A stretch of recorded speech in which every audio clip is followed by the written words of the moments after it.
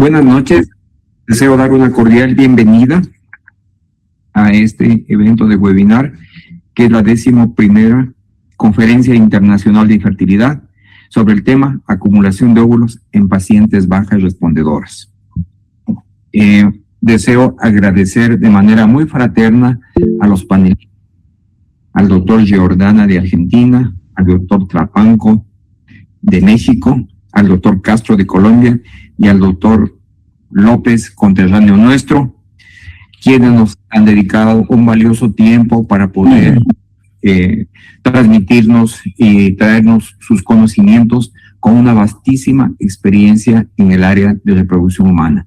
Entiendo que muchos de los conceptos que se van a tratar aquí, algunos son conocidos, otros nuevos, y habrá ciertos tips que les vamos a aprender.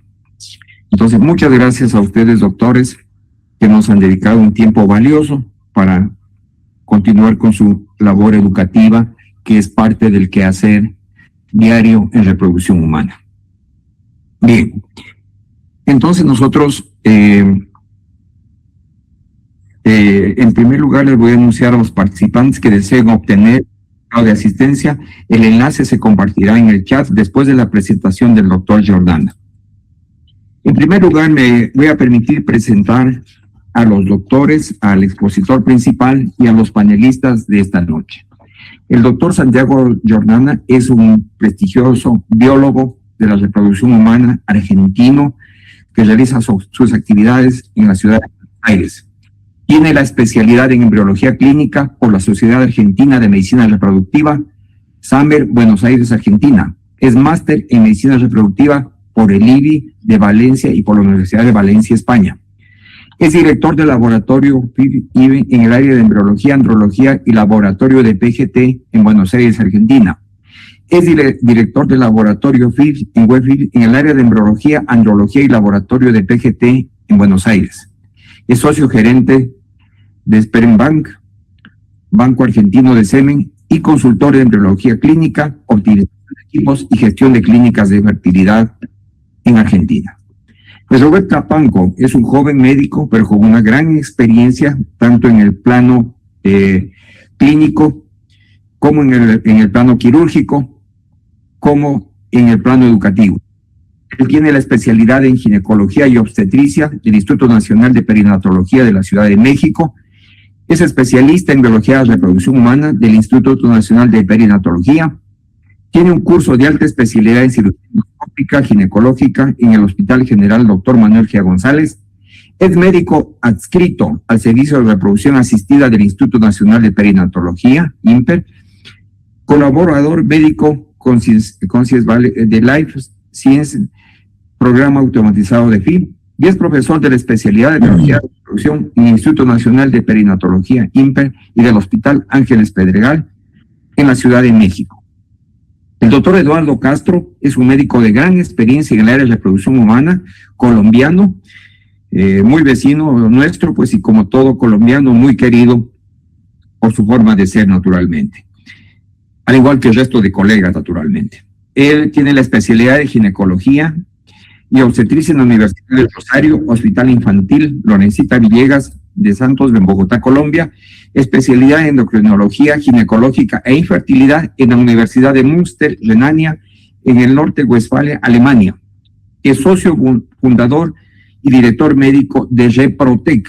Ellos más o menos realizan 1.400 ciclos de tratamiento de reproducción humana en la ciudad de Bogotá anualmente. Es socio fundador y director médico de Reprotec. Es miembro de la Sociedad Americana de Medicina Reproductiva y de la Sociedad Europea de Medicina Reproductiva. Y es expresidente de la Asociación Latinoamericana de Medicina Reproductiva, ALMER. El doctor Pavel López es un prestigioso especialista, también formado en el IBI en Valencia, España, y en la Universidad de Salamanca, en España, que tiene un centro que está descollando con excelentes perspectivas en la parte central de nuestro país, en la sierra central de nuestro país, en la ciudad de Ambato. Él es máster en reproducción humana por la Universidad de Valencia, por la Universidad de Salamanca, y es director médico de Embrio FIV Ambato, en la República del Ecuador. Con estos antecedentes de de la exposición de los panelistas, vamos a iniciar con la exposición del doctor Santiago Jordana. Por favor, doctor. Bueno, ¿qué tal? Buenas tardes, noches a todos. Voy a compartir mi presentación. Ahí voy, Ahí me dicen si la están viendo. Perfecto. Bien, voy a poner en modo compartir.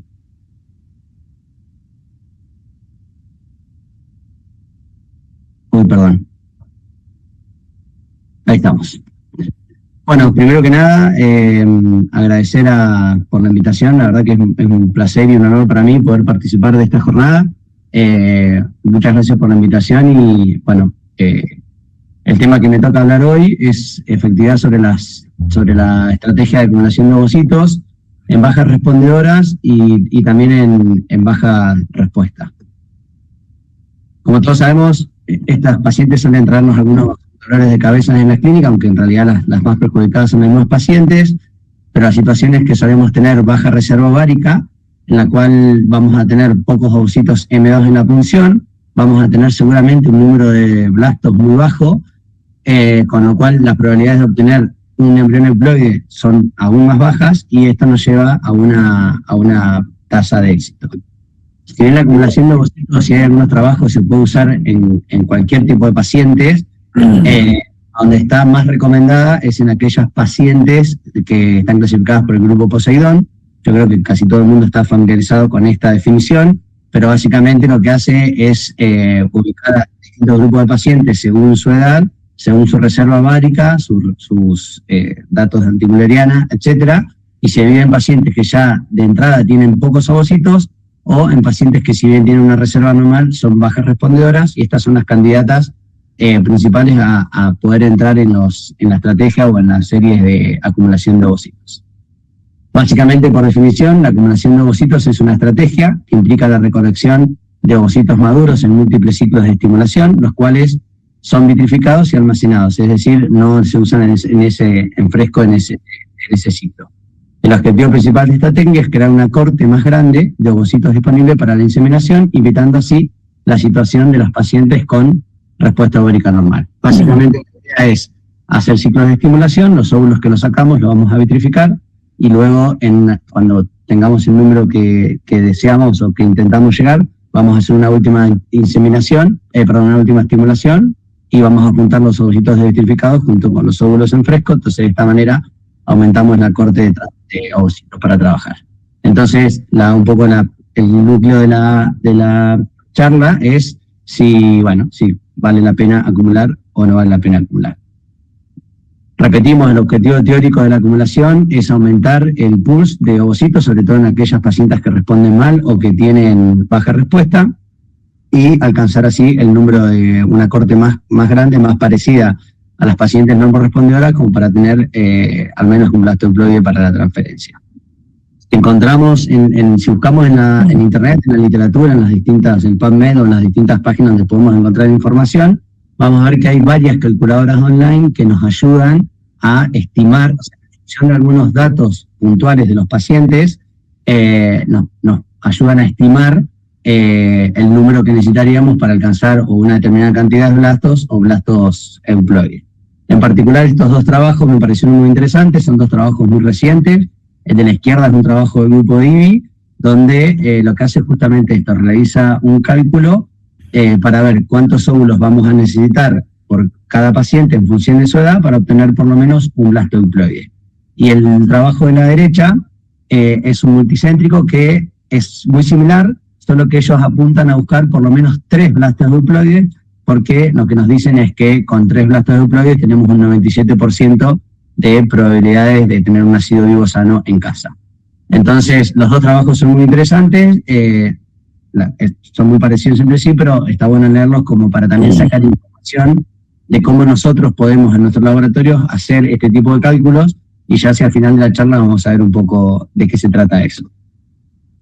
Bueno, más de lo mismo, o sea, la El objetivo es, si yo en una punción de 2 o 3 ovocitos, posiblemente tengas un solo blasto con suerte y es lo único que tengo para transferir, independientemente de la calidad, y si en ese caso no funciona, o es aneuploide o lo que sea, tengo que volver a hacer una estimulación. En cambio, si hacemos repetidas estimulaciones, posiblemente tengamos mayor número de blastos, evitamos hacer, vamos a poder tener una oportunidad de hacer un transfer electivo, es decir, elegir entre los mejores embriones que tengamos, y no arriesgamos a que la paciente tenga fallos de implantación o no tenga embriones para transferir en ciclos sacando de a pocos ovocitos.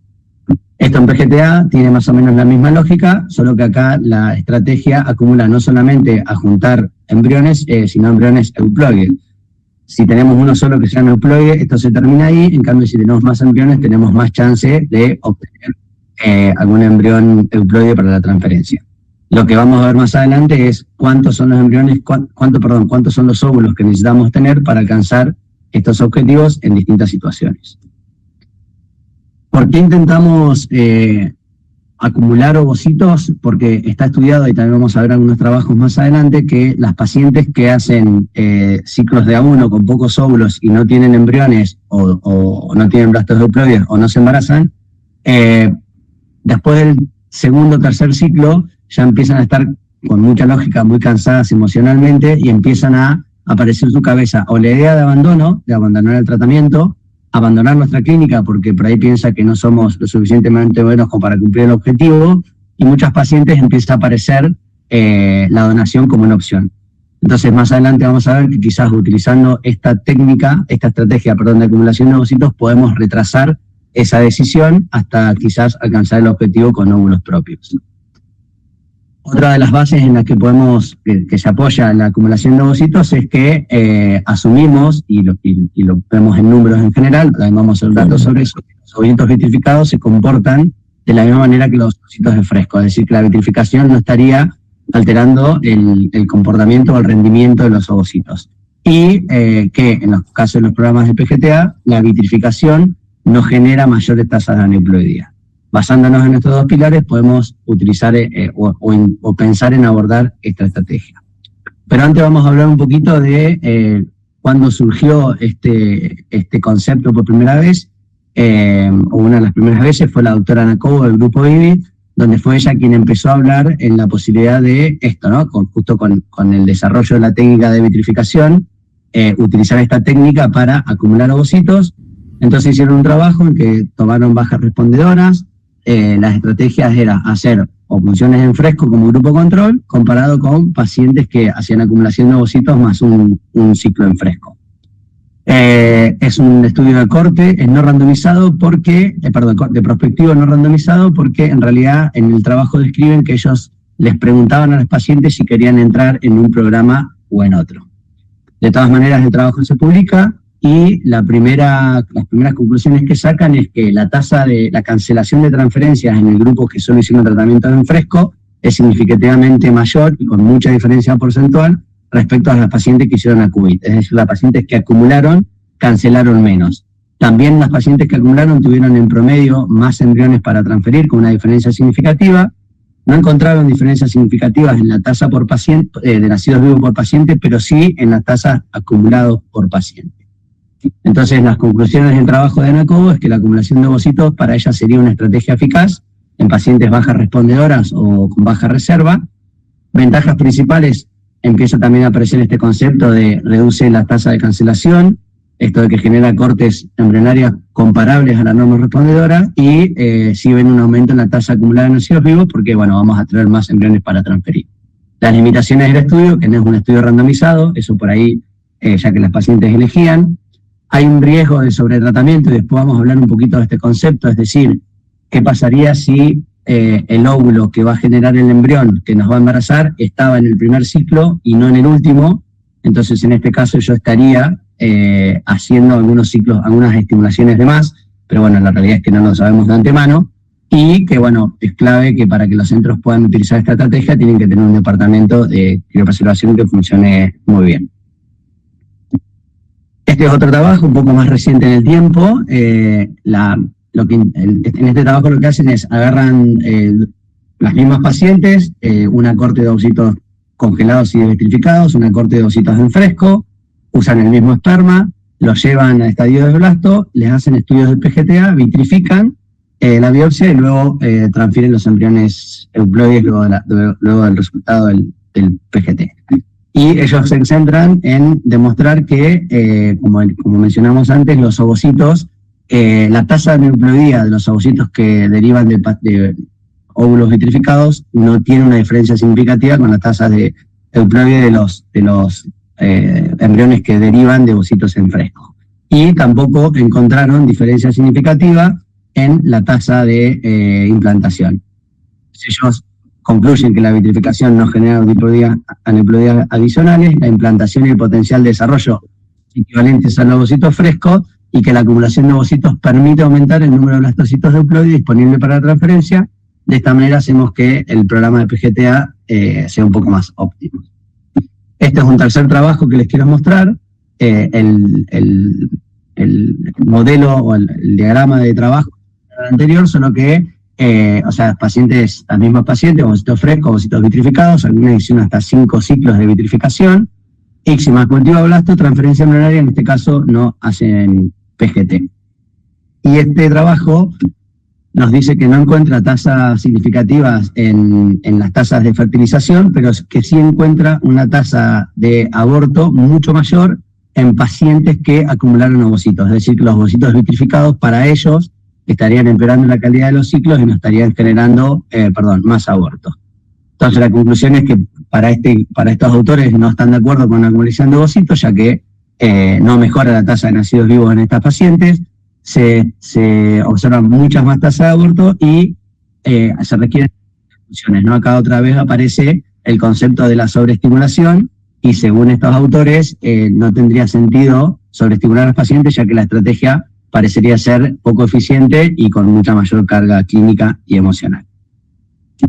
Esto quería mostrar 2 o 3 trabajos, hay más en la bibliografía, si uno busca va a encontrar mucho más, pero estos me parecieron interesantes como están abordados, porque de esta manera son herramientas que nosotros podemos utilizar copiando algunas estrategias para ver en realidad qué pasa en casa, ¿no? Porque es importante evaluar este tipo de comportamientos y estrategias con los números, con nuestros pacientes en nuestros laboratorios, con nuestros embriólogos, nuestros médicos, etcétera, para poder definir si la estrategia sirve o no sirve, o si la podemos aplicar o no, y de esta manera ofrecérsela a los pacientes. Entonces la idea es mostrar un poco qué pasa en nuestro laboratorio. Para esto utilicé ciclos que se realizaron entre el 2023 y el 2025, entre enero del 2023 a diciembre del 2025, me quedé con las pacientes que por definición podían estar dentro de lo que es bajas respondedoras o baja respuesta. Para esto seleccioné pacientes con óvulos propios que hayan tenido por lo menos 6 ovocitos maduros o menos en sus ciclos, y me fui solamente a las pacientes que hicieron ciclos de PGTA. Entonces el análisis, en total tengo 188 pacientes que realizaron 200 series, o sea 200 ciclos, eso me refiero. Cada serie sería vitrificación, o sea, 1 o 2 vitrificaciones más un ciclo en fresco, bueno, algunas hasta 3, y el control es una única punción con sus óvulos en fresco. Y también seleccioné pacientes que tengan semen normal, como para estandarizar un poco la parte espermática. Los resultados, lo que vemos es que la edad media en un grupo y en otro no hay diferencia significativa. Sí, obviamente tenemos diferencia significativa en la cantidad de ciclos que realizan los pacientes, en un grupo y en otro, y respecto a la media de ovocitos M2 por punción, la media de ovocitos fecundados, la media de blastos totales, la media de blastos por lo menos de calidad ABC, es decir, blastos que se pueden utilizar, y la media de blastos euploide presentó diferencias significativas a favor de las apacitas. Esto tiene cierta lógica porque estamos partiendo de mayor cantidad de punciones, con lo cual mayor cantidad de ovocitos va a hacer que todas las medias crezcan un poco.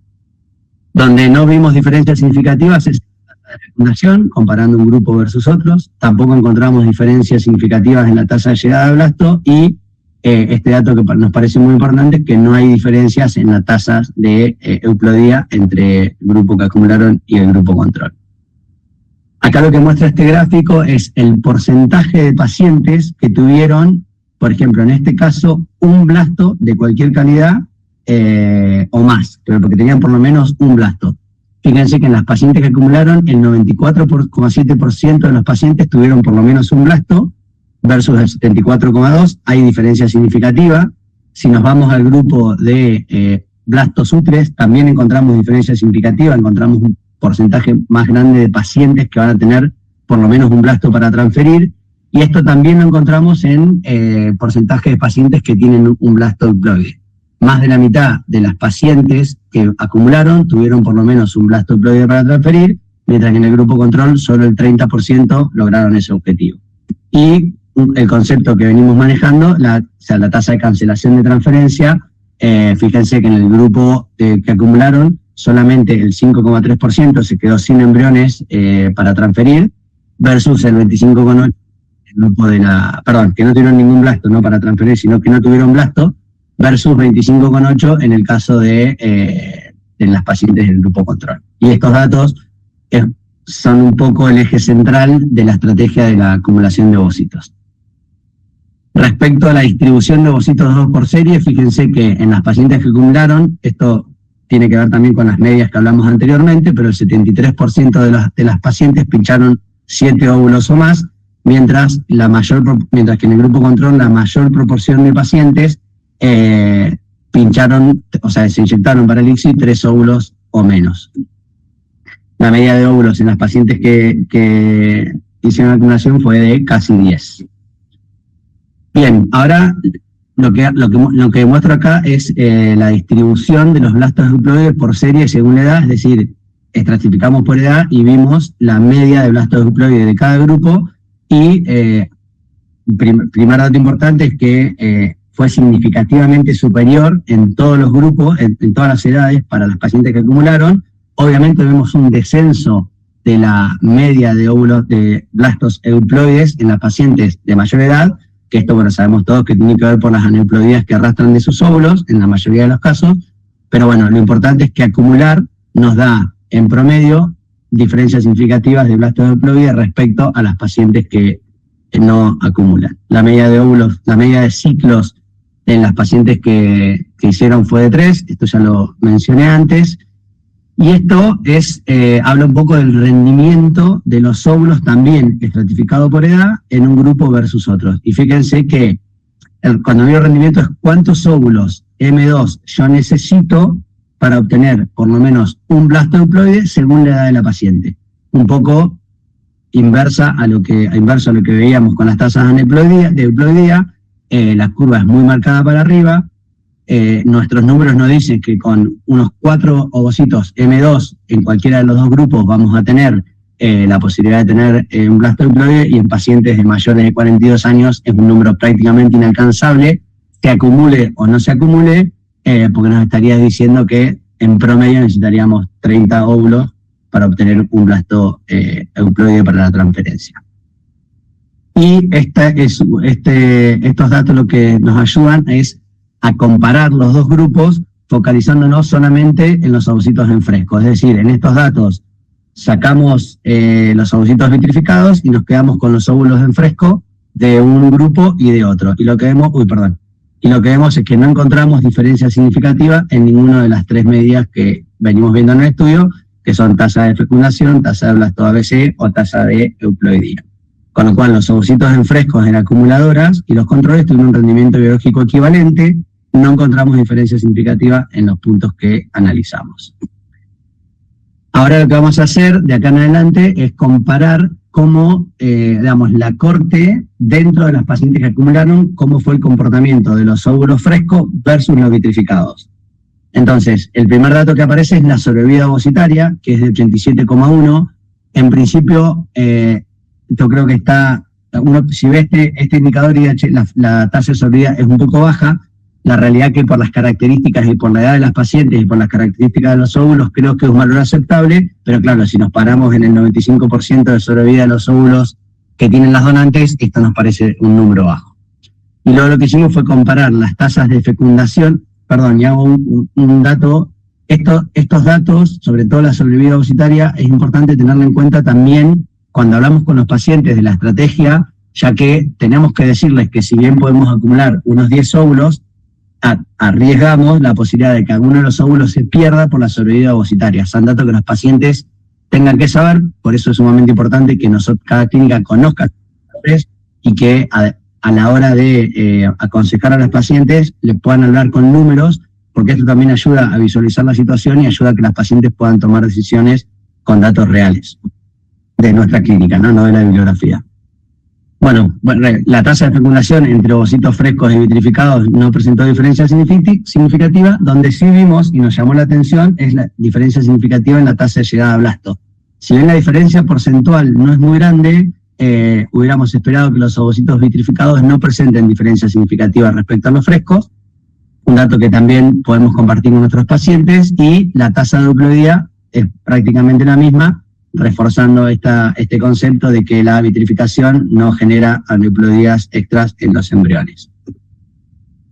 Si vemos cómo se distribuyeron la sobrevida de los ovocitos, o sea, la tasa de sobrevida en los distintos pacientes, vemos que más de la mitad tuvieron una sobrevida del 100% y casi el 60%, un poquito más, tuvieron del 85% de sobrevida en adelante. Es decir, todo el mundo desearía estar en este recuadro, pero los números son, digamos, consideramos que el departamento nuestro sigue siendo un departamento que nos anima a utilizar la técnica de vitrificación, ya que en la mayoría de los pacientes la sobrevida fue del 100%. ¿Cómo se comportan las medias? Bueno, va a pasar algo similar a lo que venimos hablando del grupo anterior, es decir, siempre en fresco tenemos menos ovocitos que en los vitrificados, inclusive dentro de las pacientes que acumulan, porque las pacientes, recuerden que dijimos que en promedio hacían 3 ciclos de estimulación, entonces siempre las medias van a ser mayores. Con lo cual, los ovocitos vitrificados es una fuente importante de material para lograr los objetivos, ¿no? Entonces, justamente, la estrategia es juntar más óvulos para que todas las medias sean más altas y lograr mayores tasas de éxito.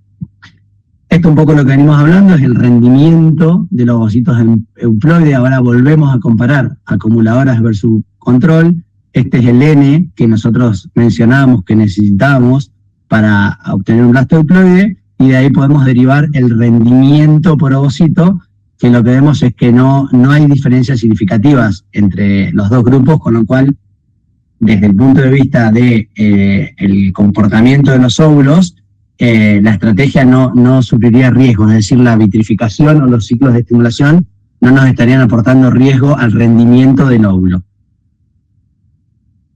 Finalmente, ya entrando en la recta final, lo que es lo que es la línea violeta o lila, son los óvulos necesarios para obtener un blasto euploide en nuestro grupo de pacientes, en pacientes que acumularon, y la línea en negro corresponde a los resultados del grupo español. Entonces, lo que veo es que el grupo español no se centró en pacientes bajas respondedoras o con pobre respuesta, sino que eran pacientes con respuesta normal.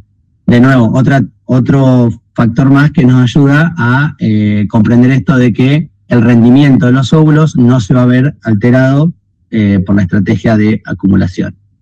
Para mí uno de los datos, además de la euploidía sumamente importante, es la tasa de no blasto, que esto llevaría al abandono o a la cancelación. En las acumuladoras es muy bajito comparado con el grupo control, con lo cual esto anima a las pacientes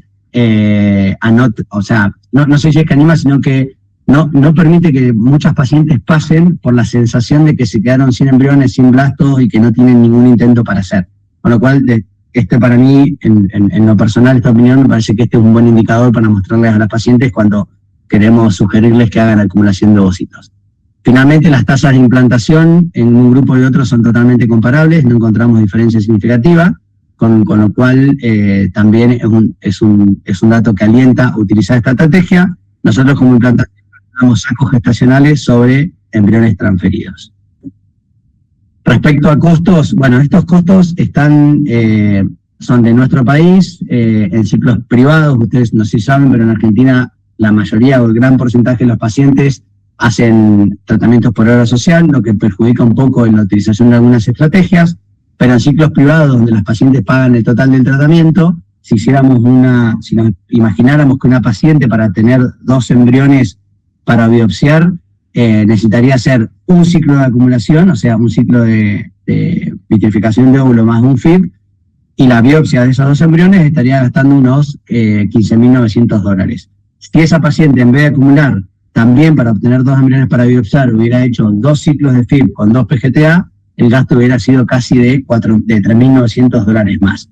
Y si en vez de si el ejercicio lo hiciéramos con 3 ciclos en vez de con 2, la diferencia pasa a ser casi de $6.500. Con lo cual, desde lo económico, sobre todo en pacientes que hacen tratamiento privado, también es una ventaja acumular ovocitos para después hacer un ciclo de FIB, porque en general los ciclos de acumulación de ovocitos suelen ser más baratos, y también por la forma en que las empresas que hacen estudio genético cobran los estudios de PGTA. Por lo menos en la empresa que trabajamos nosotros, que es Igenomics, llegado un número de embriones a transferir y tarifa plana. Entonces, con la acumulación de ovocitos también logramos poner al paciente en tarifa plana al tener mayor blastos para biopsiar, y eso hace que se abaraten los costos versus si tenemos que estar biopsiando de a uno y enviando los embriones de a uno. Este dilema que surgió sobre la sobreestimulación, el sobretratamiento a los pacientes, bueno, la realidad que de nuestro lado, a la hora de recomendar, es prácticamente una guía. O sea, si la paciente nos dice, claro, doc, pero usted me hizo 4 estimulaciones, pero resulta que en el primer ciclo estaba el óvulo que me iba a embarazar, bueno, en ese caso la paciente se hubiera sacado el ticket ganador, y literalmente podemos simular como que tuvo suerte y en su primer intento encontró el óvulo que iba a embarazar, pero resulta que si la paciente decidió ser a uno y el ticket ganador estaba en el 4.º ciclo, la paciente perdió tiempo, plata, carga emocional y el riesgo de abandonar el tratamiento o donación. Ya para ir terminando, los que están a favor o los que estamos a favor de la vitrificación de óvulos, sabemos, no creemos, lo vemos con números, que reduce la cancelación de embriotransfer, aumentamos las probabilidades de obtener embriones disponible, por el número, no porque el rendimiento sea mejor, disminuye el abandono del tratamiento, permite PGTA con cortes de embriones más grandes y sabemos que la vitrificación no afecta a la euploidía. Hay algunos que no están tan de acuerdo, dicen que la tasa de abortos mayores de 35 años es de 41%, uno de los trabajos que vimos, requiere múltiples funciones, mayor carga emocional, económica, depende, en nuestro caso vemos que no, pero por ahí en otros países puede ser que sea más caro abordar esta estrategia. Es verdad que vamos a necesitar, según algunos autores, un número más grande de M2, y una contra, y yo coincido, es que en mayor de 40 años, alentar a los pacientes a buscar ese número mágico de 30 a 40 óvulos puede ser inconsistente. A veces la recomendación que usamos nosotros, sobre todo si la paciente de entrada no quiere ir a donación, juntamos una corte de 10, 12 óvulos, si llegamos a encontrar el embrión euploide en eso, genial, y si no, ahí sí, probablemente estemos indicándole a la paciente que por ahí lo mejor no es seguir intentando porque le va a llevar mucho tiempo. Y para mí, mientras fui analizando estos datos y los papers que fui leyendo, lo que me pareció súper interesante es que y más en esta época de inteligencia artificial, podemos armar nuestra propia calculadora basada en nuestros propios datos, sacar nuestras propias conclusiones y usar esta calculadora predictiva de cara a los pacientes también. Es una herramienta que podemos utilizar en consulta, ponemos los datos de los pacientes que creemos que tenemos que poner o diseñamos esa calculadora y le mostramos a la paciente el camino que tiene por delante con datos objetivos y con las probabilidades bastante bien calculadas. Bueno, por mi parte, nada más, así que quedo abierto a las preguntas que puedan surgir. Muchas gracias. Muchas gracias, doctor Giordano. Ha sido brillante su exposición y muy ejemplar la manera en que lo ha hecho. Muchas gracias. Vamos a continuar y después de la exposición suya y de los demás doctores, vamos a abrir el foro para todos. Bien, entonces a continuación nosotros tenemos la intervención del doctor Pavel López, que nos va a hablar sobre las indicaciones para realizar acumulación de óvulos. Por favor, doctor López. Muy bien.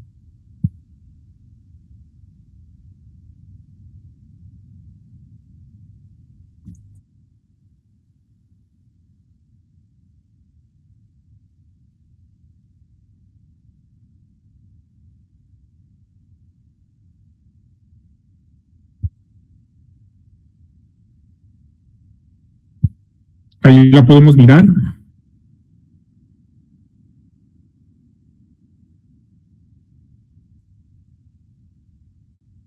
¿La podemos mirar ahí?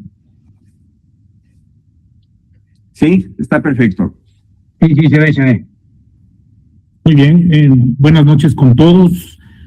Un especial agradecimiento al organizador de este magno evento, doctor William Román.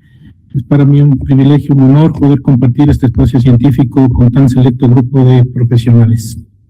Para darle continuación a nuestra charla, el término de acumular óvulos se refiere, como lo dijo el doctor, realizar varios ciclos consecutivos de estimulación ovárica con la intención de obtener la mayor cantidad de ovocitos maduros posibles que nos permitan por lo menos obtener un embrión haploide y nos garantice la transferencia de este embrión a nuestra paciente para de esta forma pues mejorar la probabilidad de embarazo. ¿En qué pacientes vamos a tener como objetivo o está pensado la acumulación de óvulos? En pacientes que se encasillan con una reserva ovárica baja, en pacientes de edad materna avanzada, en pacientes que cumplen los criterios de bajas respondedoras, que es el objetivo principal de nuestra charla, en pacientes que por razones médicas o por ciclos de FIV fallidos previos requieren un estudio genético preimplantacional. Acumular más de un embrión siempre será una opción beneficiosa para hacer un estudio genético más efectivo. Preservar la fertilidad, ya sea por causas médicas, quistes, endometriosis, causas oncológicas, y como lo mencionó el doctor, sea siempre en optimizar la parte económica. El costo-beneficio siempre va a ser algo muy halagador para nuestras pacientes. Para todos es muy bien conocido que la edad de la paciente y su reserva ovárica son parámetros independientes que nos permiten a nosotros de alguna u otra forma predecir el éxito de un proceso de fecundación in vitro.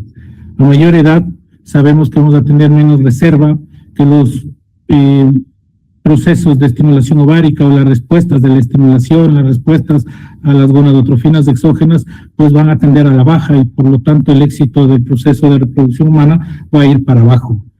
Es nuestra misión, en este caso, poder identificar a las pacientes bajas respondedoras, catalogarlas, estratificarlas, para diseñar una estrategia lo más individualizada posible, sabiendo que no existe una receta mágica que nos permita cumplir este objetivo, sino que tenemos que ir adaptándola con la finalidad de lograr el mejor resultado posible para nuestras pacientes.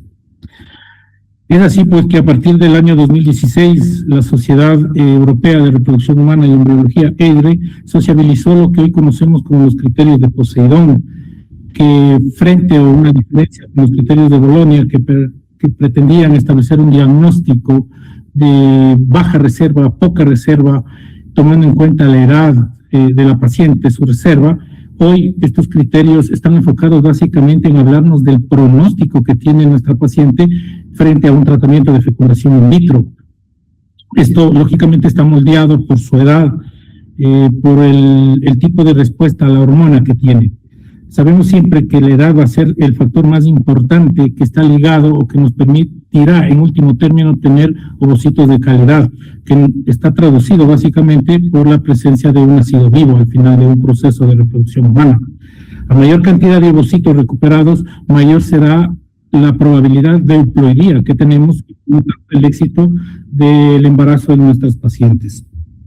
La mayor cantidad de ovocitos va a reflejarse siempre en la tasa acumulativa de nacidos vivos y sabemos que esta va a ir decreciendo conforme avanza la edad de las pacientes. El objetivo más próximo del enfoque de Poseidón es juntar la cantidad de óvulos necesarios que nos permitan por lo menos tener un embrión euploide que garantice la transferencia. Esto se logrará diseñando estrategias específicas en los pacientes para lograr este acometido. Es así que los criterios de Poseidón agrupan 4 grupos de pacientes. El grupo 1, pacientes menos de 35 años con una reserva ovárica funcional, un conteo folicular mayor de 5, un dosaje de hormona mayor o igual a 1.2, y en las pacientes que han tenido ciclos previos de estimulación en las que solo se ha recolectado 4 ovocitos, ya tenemos un criterio para encasillarlas como malas respuestas. En las que se ha logrado obtener entre 4 y 9 son las que se encasillan como una hiporrespondedora o una respuesta subóptima. Este criterio es muy importante porque hay muchos estudios que evidencian que la tasa acumulativa de nacidos vivos empieza a modificarse de manera beneficiosa cuando hemos obtenido por lo menos unos 10 ovocitos en el proceso de aspiración. Y si es que llegamos a tener más de 15, pues esta respuesta va a ser mucho más alentadora. El grupo 2 de Poseidón está comprendido todo el grupo de pacientes mayores de 35 años, pero que tienen una reserva ovárica documentada como normal y que en ciclos previos se habrán obtenido menos de 4 ovocitos, las catalogamos como malas respondedoras o mal pronóstico en su éxito reproductivo y una respuesta subóptima entre 4 y 9 ovocitos. El 50% de las pacientes que ingresan en un proceso de reproducción humana están englobadas en los criterios de Poseidón. Y dentro del 100% de este grupo de pacientes, el 50% en los grupos 1 y 2, que son en estos grupos en donde nosotros tenemos que tomar todas las correctivas necesarias, saber encasillar, estratificar a estas pacientes para brindar estrategias personalizadas dentro de lo que cabe para mejorar su pronóstico. Los grupos 3 y 4 van a ser siempre ya grupo de pacientes que de por sí van a tener una mala respuesta. Primero, nos encontramos con un grupo que nos llama la atención, o que siempre ha llamado la atención, ¿no? Pacientes menos de 35 años que tienen ya tomada su reserva ovárica, que cumplen criterios para hacer baja respuesta en los procesos de reproducción humana. El grupo 3 tiene menos de 35 años, tiene un contagio folicular menos de 5 y un dosaje de hormona antimuleriana que estaría entre 0,5 y 1,1. El grupo 4 viene a ser el gran grupo de pacientes que prácticamente son un reto a tomar para todo médico especialista en fecundación in vitro. Las pacientes han propuesto su maternidad, pues cada vez la han prolongado mucho más, y estas representan el 40% del grupo de Poseidón. Pacientes que tienen más de 35 años y con mala reserva ovárica, su resultado pues está ya sobre la mesa.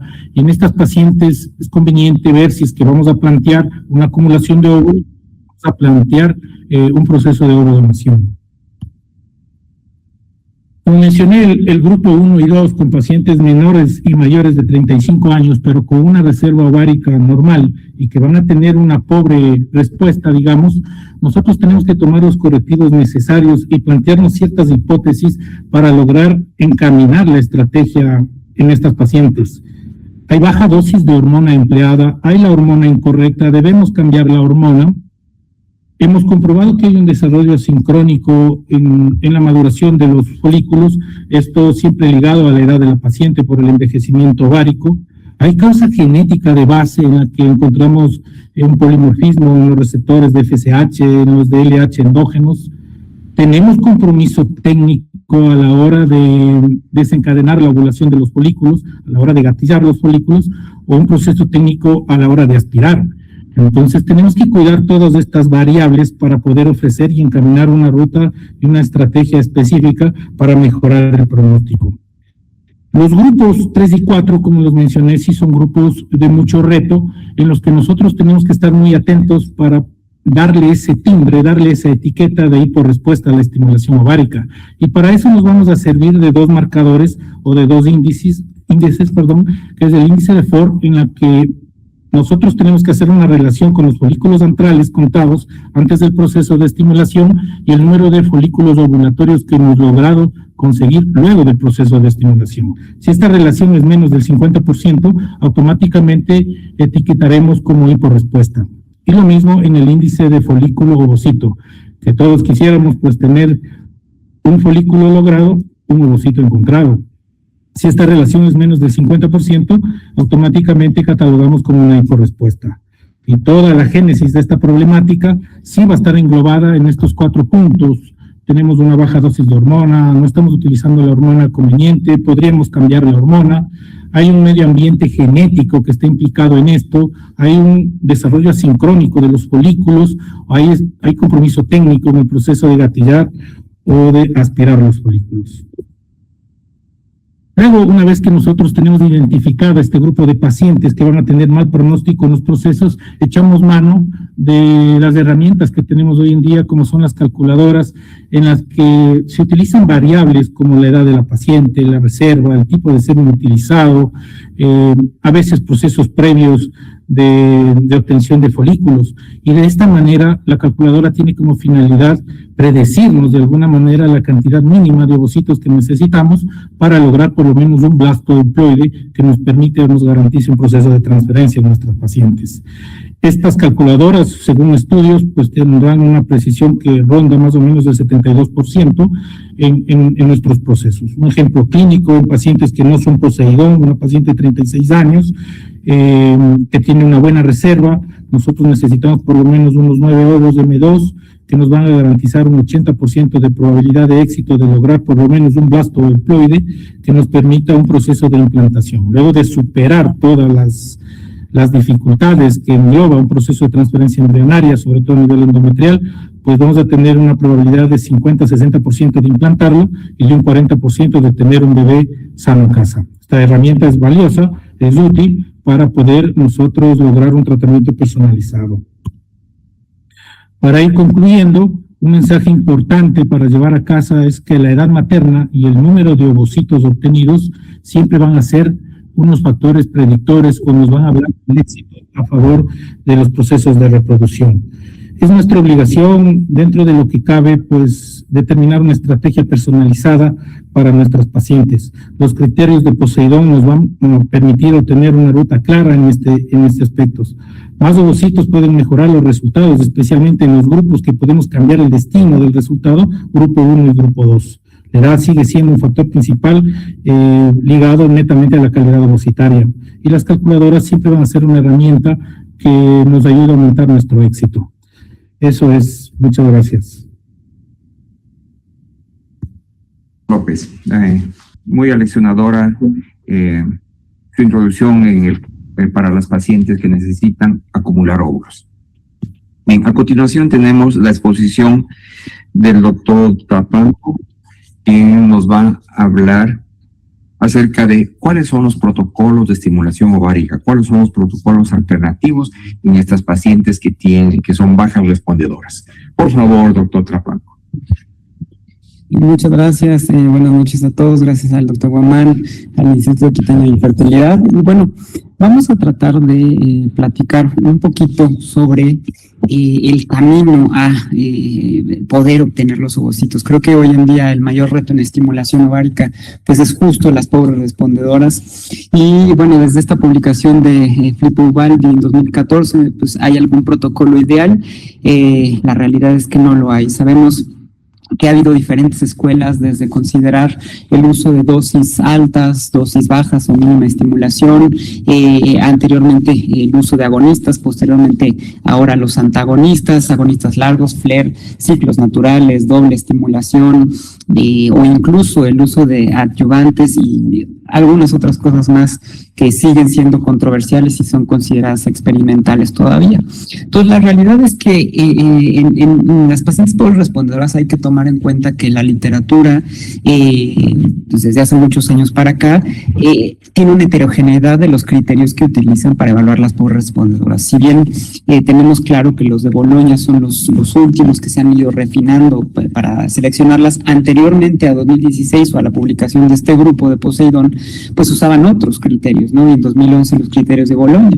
Entonces, puede ser que lo que leamos o lo que busquemos tenga ciertas variaciones porque no son los criterios similares o pueden tener algunas variaciones.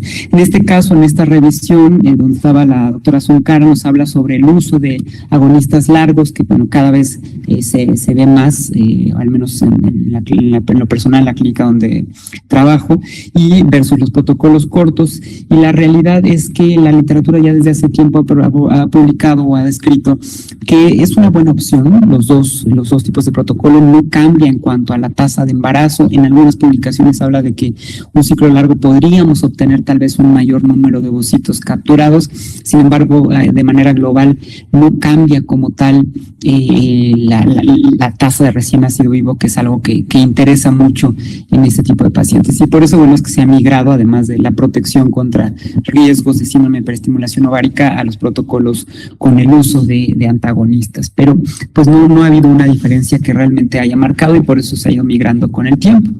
En esta otra publicación, comparando los resultados en pacientes, obviamente, con pobres respuestas, aquí usaron Bolonia nuevamente, 241 pacientes, pues ¿cuáles son las dosis? Yo todavía hasta hace 2 o 3 años más o menos, he llegado a ver centros donde usan 650 unidades de gonadotropinas y en Estados Unidos. Y estoy hablando del 2023, 2024, o sea, no es algo tan alejado. Y bueno, pues hay estudios que hablan en este grupo que compararon 450 unidades, 450 unidades más minidosis de agonista, o incluso dosis con citrato de clomifeno continuo de 100 miligramos y 300 unidades. Y la realidad es que también, bueno, se sabe que hay una menor dosis de gonadotropinas en cuanto a estas dosis suprafisiológicas. No ha habido una diferencia en cuanto a la tasa de embarazo, que es lo que realmente importa a fin de cuentas, y por eso las mismas guías de la R, por ejemplo, pues ponen como tope, incluso la sugerencia del grupo Poseidón, 300 unidades, en algunos casos hasta 375 unidades. En cuanto a la estimulación suave o estimulación mínima o amigable, como le han llegado a llamar en algunos casos, habitualmente se ha utilizado en diferentes publicaciones dosis más o menos de 150 unidades y a veces la combinación con otro tipo de medicamentos. A fin de cuentas, el objetivo principal es justo evitar el uso de dosis innecesarias o deleterias, y deleterias a lo mejor para el bolsillo de las pacientes, sobre todo cuando tienen que comprar los medicamentos, pues para obtener ovocitos en una menor cantidad. Entonces, hay diferentes tipos de protocolos, por ejemplo, como el uso de citrato de clomifeno los primeros 5 días a partir del segundo o tercer día, y posteriormente la adición de 150 unidades de gonadotropinas, y considerar también agregar el protocolo, un antagonista, y posteriormente la maduración con HCG. Igual puede ser ya sea HMG o recombinantes, también la adición de gonadotropinas con o sin medicamentos orales, y bueno, el monitoreo, que habitualmente en lo particular siempre idóneamente se debería de monitorear con estradiol, y en muchas ocasiones también vale la pena estar monitoreando la LH para saber o evitar utilizar algún tipo de antagonista o bloquear el pico de la luteinización prematura en estas pacientes, y poder determinar en qué momento utilizar el disparo y la maduración final. Entonces, ¿quiénes son candidatas? Evidentemente, pacientes bajas respondedoras, donde sabemos que no va a haber una gran diferencia de gastar el triple en medicamento, que a lo mejor un tipo de medicamento a dosis mínimas combinado con los orales, que sabemos que son mucho más accesibles económicamente. Casi siempre suelen ser pacientes con edad avanzada, o pueden ser edad relativamente no tan grandes, arriba de 35 años, pero que tengan una baja reserva ovárica. Y en muchas ocasiones, ya considerando otras estrategias, pacientes que responden de manera normal, bueno, por alguna razón, pacientes que quieran no tener tantos embriones o no guardar tantos embriones, bueno, eso es otra de las indicaciones y de las herramientas. Evidentemente, pues nos va, en pacientes que tienen una reserva ovárica normal o una reserva ovárica aumentada, pues nos va a dar una estimulación con menor cantidad de ovocitos, que no es la tendencia actual. En algún momento los que defendían la mínima estimulación, no tanto en estos casos como para pacientes con baja reserva ovárica, hablaban de que era más fisiológico y que la eusebuploidías era mejor, y la realidad es que pues eso no se demostró cuando son pacientes normorespondedoras. Pero en la pobre respondedora, estas pacientes que sí son clasificadas como pobre respondedoras, se puede considerar el uso de la estimulación con o sin agentes orales, porque es menos costoso, y aquí sí los resultados son similares, a diferencia de pacientes que tienen una reserva ovárica normal o incluso incrementada en algunos casos.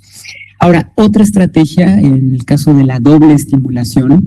La doble estimulación, como ya lo sabemos, es 2 estimulaciones en un ciclo, incluso se ha mencionado hasta la triple y cuádruple estimulación, generalmente obtener diferentes folículos en diferentes estadios, y con lo tal obtener mayor cantidad de ovocitos y obviamente formación de embriones en un menor tiempo considerado. Esto se empezó a estudiar a través del conocimiento de las teorías de las olas del desarrollo folicular, donde hay una teoría que es el reclutamiento, que continuamente hay folículos centrales pequeños que crecen y retroceden constantemente a lo largo de un cierto intervalo ovulatorio. La teoría del episodio único de reclutamiento, que es una corte que emerge después regresión de la fase lútea y que ahí se selecciona un folículo, o la teoría de las ondas de reclutamiento, donde hay 2 o más cortes de folículos centrales que son reclutados durante el ciclo ovárico, y es así como podemos en un menor tiempo tratar de obtener ovocitos o folículos que están en diferentes momentos y obtener mayor cantidad de ovocitos en un menor tiempo determinado. Habitualmente ha habido diferentes protocolos, en este caso el protocolo de Shanghái, uno de los más antiguos, donde se ha utilizado, por ejemplo, incluso en pacientes que han tenido pobres respuestas, sobre todo con los criterios de Boloña, y bueno, usaban menotropina, 150 unidades, pues, asociado a citrato de clomifeno, en ocasiones letrozol, ibuprofeno, el agonista y obviamente la captura ovocitaria, y posteriormente reiniciaban una nueva estimulación a dosis un poco más altas con gonadotropinas, y en muchas ocasiones el uso de medroxiprogesterona, el disparo agonista y la obtención ovocitaria. A raíz de ese momento, pues empiezan a haber más protocolos, como el protocolo de Ubaldi en 2016, que habla de la calidad ovocitaria, es decir, bueno, les va igual a los que obtenemos en fase folicular que en la fase lútea, porque esa era la duda, a lo mejor en fase lútea son ovocitos menos maduros o que tengan más tasas de aneuploidías. Y bueno, la realidad es que en estos estudios iniciales y los subsecuentes, en este protocolo relativamente un poco más sencillo, usando 300 unidades recombinante, aquí combinado con LH, se hace la estimulación, se hace el disparo con agonista, se obtienen los ovocitos y posteriormente esperamos 4 días y reiniciamos a la misma dosis y nuevamente el trigger o el disparo. Se dieron cuenta en estos estudios que las pacientes que tenían más de un embrión euploide, tanto en la fase folicular como en la fase lútea, incluso hasta aquí reportaban más en la fase lútea, y obviamente acumulado, pues había hasta un 70% casi de pacientes con más de un embrión euploide, y obviamente un menor número de pacientes que no tuvieron blastocitos euploides. Entonces, una estrategia adecuada, sobre todo para acortar los tiempos. Evidentemente, también ha habido ciertas críticas en cuanto al uso de doble estimulación versus a lo mejor pues hacer 2 ciclos, pero un poquito asociado a lo que comentaba Santiago en cuanto a criopreservar ovocitos. Lo que se ha demostrado en la doble estimulación, y además estoy convencido en la doble estimulación, es que puede contribuir a disminuir la tasa de abandono, que eso es algo que también mucho ocurre en las pacientes que entran a tratamientos de reproducción y que se requiere de un compromiso de estar haciendo estimulaciones, haciendo extracciones, puede disminuir en un menor corto tiempo o plazo que no abandonen tan rápidamente el proceso que luego suele ser desgastante en este tipo de pacientes. Entonces, no hay un protocolo específico para doble estimulación ovárica, estos son 2 que se han descrito desde hace tiempo, pero bueno, las ventajas es un mayor número de ovocitos recuperados, menor tasa de cancelación. El protocolo puede ser el random stab en cualquier momento, no hay mayor prevalencia también de defectos en recién nacido, y pues sí, evidentemente no se pueden transferir porque hay niveles elevados de progesterona, pero pues aquí estamos hablando de conservar ovocitos, pues es una buena estrategia hablando específicamente de almacenar o de guardar ovocitos. Y quise poner un poquito, que no me voy a meter en cada cosa, pero también dentro de las pobres respondedoras no hay que olvidar que hay una gran controversia y hay podría ser una charla de cada una de estas herramientas para como adyuvantes, tanto el uso de andrógenos, el priming con andrógenos, estrógenos, la hormona del crecimiento, antioxidantes como coenzima Q10, la LH, la aspirina, que sí puede llegar a no funcionar, y le podemos sumar a los inositoles la vitamina D, etcétera, etcétera, etcétera, y lo que más se llegue a ocurrir a otro tipo de centros que hacen algunos tratamientos experimentales. Bueno, la realidad es que no existe un protocolo ideal. Hay que admitir que todavía hoy en día, 2026, tenemos incapacidad para manejar eficientemente a aquellas mujeres que tenemos una muy baja reserva ovárica, por más que haya rejuvenecimientos ováricos o teorías del rejuvenecimiento ovárico. Eso es considerado hoy todavía experimental y es controversial, pero lo más importante es clasificar a las pacientes, recordar esto que ya se mencionaba de Poseidón entre hipo y pobre respondedora, manejarlo basado en la edad, porque también hay que ser conscientes de que a mayor edad, bueno, pues ya se ha descrito, una mujer de 40 y tantos años, juntarle 30 ovocitos para tener al menos un euploide, pues va a ser algo muy complicado y muy desgastante, por más que hagamos mínima estimulación. Obviamente considerar la reserva, no es lo mismo empezar un conteo folicular antral de 4 que con 1, decidir el tratamiento para el número correcto de ovocitos, que gracias a diferentes estudios que se han hecho ya sabemos más o menos cuál es el número correcto de ovocitos. No hay un protocolo perfecto y hay que buscar un costo-beneficio. Ahora me adelanto un poco porque nos pidió el doctor que habláramos un poco sobre el marco legislativo, y aquí voy muy breve porque ha habido muchos intentos en este país de legislarlo, desde uno de los pioneros en la reproducción asistida en México, que es el doctor Alberto Cable, que probablemente conocerán, es de los que impulsó el tratar de legislar. Y bueno, hay fundamentos legales, la Ley General de Salud y Control Sanitario de Órganos y Tejidos y Células, está el artículo 314, donde habla definición de células germinales y embriones, el 315, donde hay autorización sanitaria para establecimientos, que bueno, esto regulan de cierta manera la creación de centros que manejen células o de laboratorios que manejen células. ¿Se permite la criopreservación en este país? En México sí, semen, ovocitos, tejido gonadal, embriones. Se requiere consentimiento informado, firmado con identificaciones oficiales del país y debe realizarse en establecimientos autorizados. En México tenemos un organismo regulatorio que se llama la COFEPRIS, que es quien otorga las licencias sanitarias, supervisa los bancos de células germinales, tienen una trazabilidad y seguridad biológica de lo mismo, pero como tal, lo que sí no hay es una norma oficial específica que hable de embriones criopreservados. Entonces, ahí sí empieza a haber algunos baches y que por más que se ha intentado, algo que yo he notado en mi corta experiencia, pero conozco la historia, es que cada que avanzó alguno de los pioneros en legislar, de repente viene algo que se llaman elecciones. Y en ese momento, al menos en mi país, y supongo que en América Latina debe ser similar, la reproducción asistida y la legislación se les olvida. Entonces, tenemos vacíos legales como el tiempo máximo de almacenamiento, destino de embriones abandonados, tenemos vacíos ahí, donación para reproducción e investigación ha sido complejo también, y el uso post-mortem, conflictos también por divorcio. Sigue siendo aún en este país un vacío legal que, bueno, definitivamente pues se ha intentado. O sea, los que estamos en el camino se ha intentado.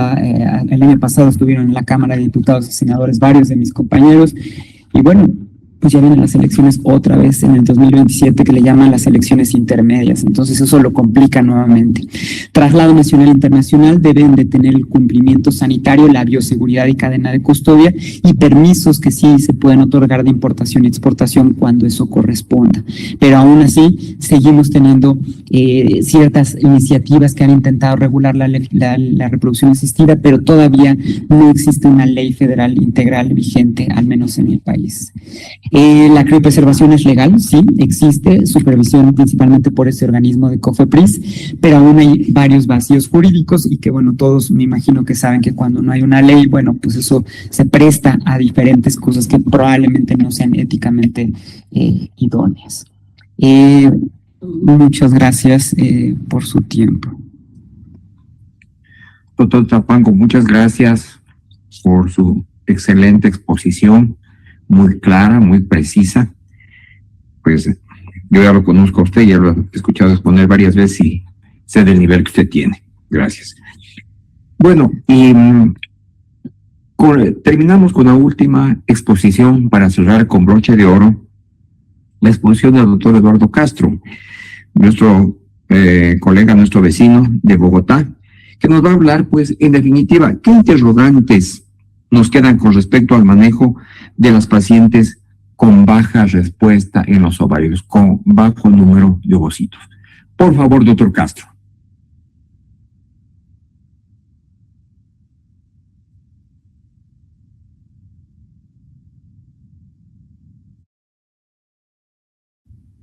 Hola, buenas noches. Voy a tratar de compartir entonces pantalla ahora.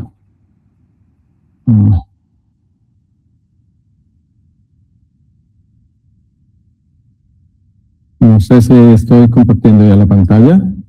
Sí, perfecto. Ok, muy bien. Entonces, bueno, primero, mil gracias por la muy gentil invitación. Muy agradecido por poder estar con ustedes y haber escuchado estas charlas tan interesantes. Finalmente, el propósito de estas últimas diapositivas, bueno, el doctor Guamán me pidió que habláramos un poco de lo que nosotros hacemos. Y eso es lo que vamos a tratar de mirar de una manera crítica, por supuesto, planteando más preguntas que tratando de decir que tenemos las respuestas. Bien, a ver. Tal vez ahí ya estamos en una presentación finalmente. Bueno, muchas gracias, perdón la demora. Bien, este es pues mi disclaimer. Yo he recibido honorarios de algunas compañías farmacéuticas, pero nada que tenga que ver con esta presentación en especial. Cuando uno mira la clasificación de Poseidón, pues en un sentido crítico uno tiene que decirse que para la clasificación ellos descubrieron que los pacientes pueden ser jóvenes o pueden ser mayores y que pueden tener unas pruebas de reserva ovárica normales o anormales, cosa que pues no se necesita mucho pensarlo para saber eso. Así que lo que ellos nos proponen es, bueno, vamos a estandarizar esta división para poder tratar las pacientes. Y luego uno encuentra una serie de publicaciones que, siendo críticos, no nos permiten decir mucho cómo las están cambiando. A pesar de que los autores, como ustedes pueden ver, el doctor Polisos, el doctor Racopolos, son gente muy capaz. Vamos a ver, grupo 1. ¿Qué le vamos a hacer al grupo 1? Bueno, vamos a comenzar con una dosis alta de FSH, vamos a añadir LH, vamos a intentar testosterona, hormona de crecimiento, podríamos intentar eso, podemos intentar un priming, seguramente estamos hablando de estradiol o anticonceptivos, y en último caso, estimulación doble.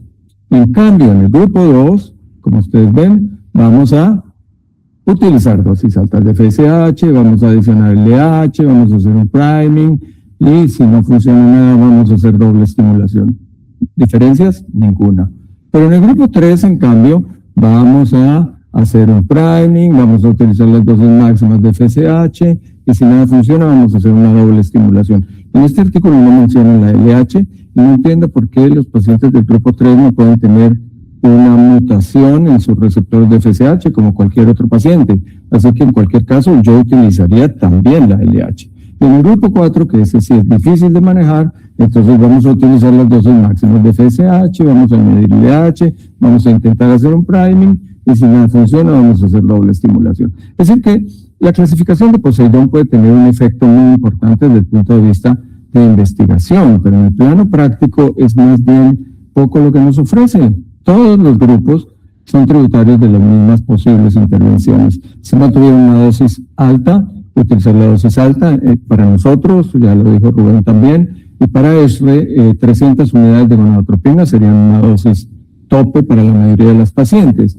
Vamos a pensar en añadir LH, porque si una paciente no funcionó bien solamente con FSH, podría tener una mutación de receptores de FSH.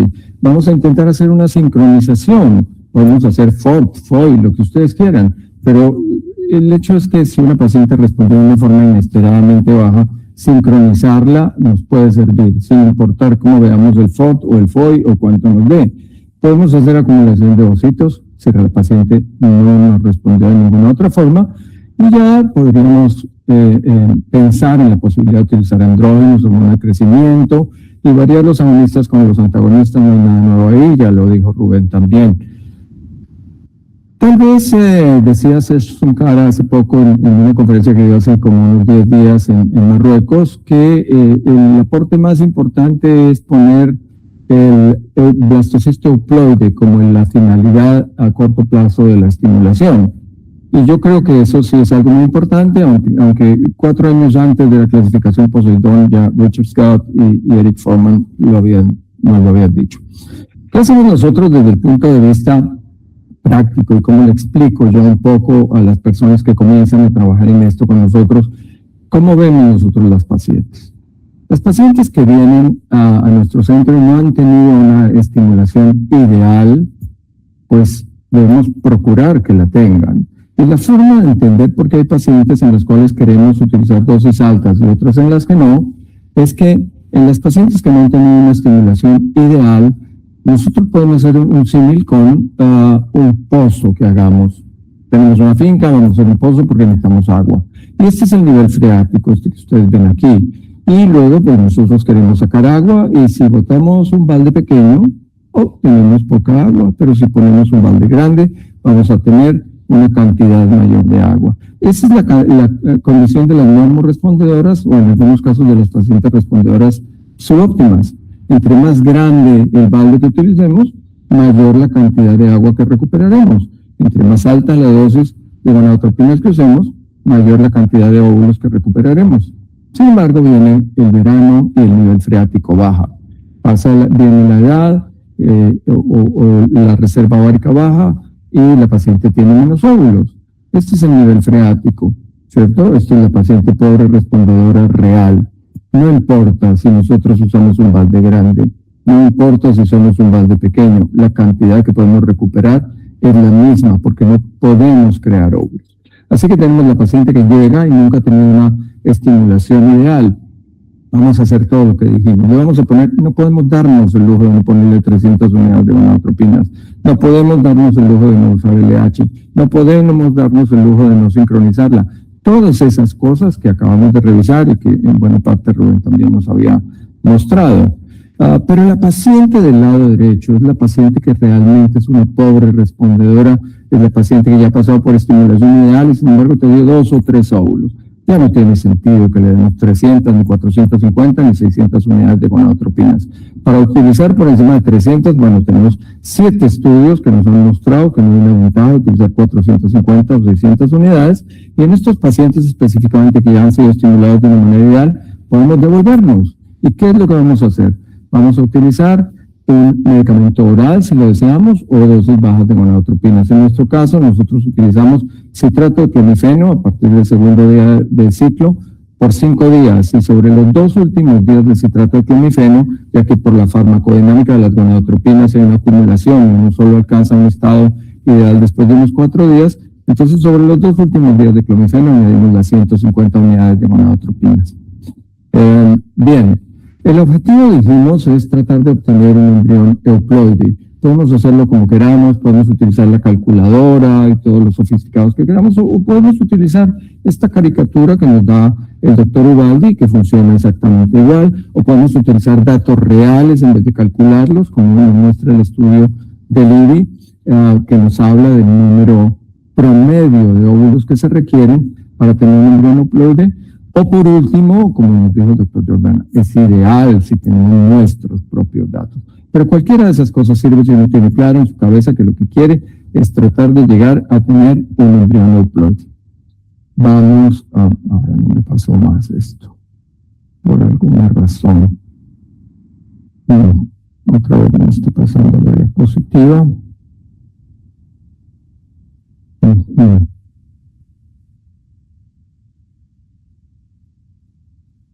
No sé. Algo pasó en el tema.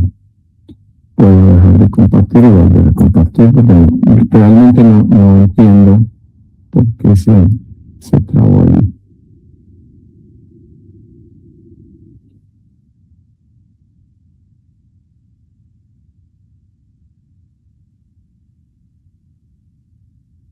Bueno, ahora entonces, a las primeras preguntas, ¿hay un beneficio en tener más óvulos? Sí, claramente hay un beneficio en tener más óvulos.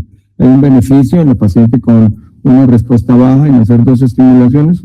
Sí, sí lo hay, porque vamos a tener más óvulos. Pero luego tenemos que preguntarnos, y las presentaciones previas nos han ayudado a ilustrar un poco, ¿existe un beneficio de la vitrificación de óvulos? ¿Existe un beneficio en hacer un duostim, que es un método muy popular? Miremos primero la vitrificación de óvulos. Tenemos la primera presentación que realmente fue impresionante y me parece muy ilustrativa. Pero si nosotros miramos, hay múltiples estudios que nos muestran que los blastocistos que vienen de óvulos congelados podrían tener un desarrollo más lento. Ustedes lo ven aquí, 44 versus 26, y también aquí. Las diferencias son importantes. Puede que no se presenten en todas las clínicas, es algo que uno tiene que analizar en su propia clínica. Pero si miramos los datos del doctor Jordana y los vemos preguntándonos qué realmente es lo que nos da la vitrificación de óvulos. En el caso específico de la serie que él presentó, uno podría hacer este tipo de análisis. Tengo 1.472 óvulos, 87% sobreviven, 1.273, 74 fertilizan, 948, 38% llegan a blastos, 363 blastos, y de ellos 33% son euploides, 120 blastos euploides. ¿Qué pasa si todos esos óvulos los hubiera utilizado en fresco? Bueno, primero que no tengo un descenso en la sobrevida porque no es congelado. Entonces voy a inyectar los mismos 4.422.